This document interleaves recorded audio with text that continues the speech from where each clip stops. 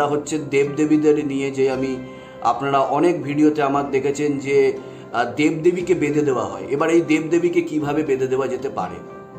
কারোর শরীরে দেবদেবী আসছে, কোনো ভক্তের শরীরে যখন দেবদেবী আসে তখন সিদ্ধি স্বরূপ হয়ে আসে, বা কেবলমাত্র দূর থেকে দৃষ্টি দিয়েই কিন্তু তার শরীরে এসে বিভিন্ন শক্তি কথা বলে যায়। অনেক সময় পুরোপুরি আসে না, পিছনে দাঁড়িয়ে থাকে, দৃষ্টি দিয়েও অনেক সময় সেই শক্তি দিয়ে কিন্তু ভক্তের শরীরে দেব দেবতা বা দেবী যেই শক্তি আছেন, যেই শক্তির আরাধনা ভক্ত করেন বা উপাসনা বা তপস্যা করেন, তিনি কিন্তু কথা বলে যান, দেখিয়ে দেন বা শুনিয়ে দেন। তো সবার আগে আপনাদেরকে বুঝতে হবে সাধনা তপস্যা একটা সময়সীমা থাকে।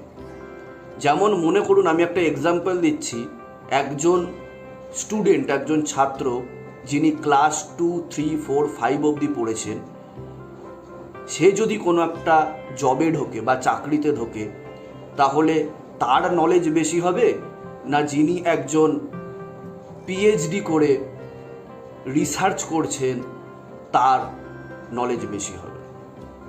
একদমই আপনারা যদি বোঝার চেষ্টা করেন খুব পরিষ্কারভাবে বুঝতে পারবেন যে যিনি অল্প শিক্ষিত বা যিনি অল্প সাধনা বা তপস্যা করেছেন, বা যার জ্ঞান কম, যার ধারণ ক্ষমতা কম শরীরের, অর্থাৎ শরীর সম্পূর্ণ মাত্রায় পবিত্র হয়নি,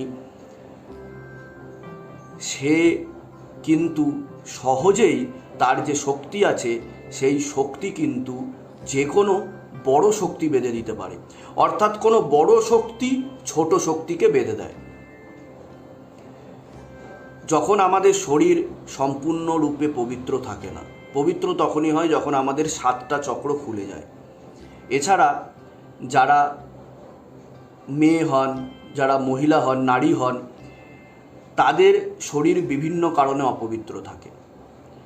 তো কোনো তান্ত্রিক তার বড় ধরনের কোনো শক্তিকে ব্যবহার করে তার যে শরীর আছে সেই শরীরকে অপবিত্র করে দেওয়ার চেষ্টা করে। অপবিত্র মানে হচ্ছে কোনো শক্তি যাতে তার শরীরে প্রবেশ ঠিকমতো করতে না পারে। এই ব্যাপারটা সায়েন্টিফিক্যালি বোঝার ব্যাপার।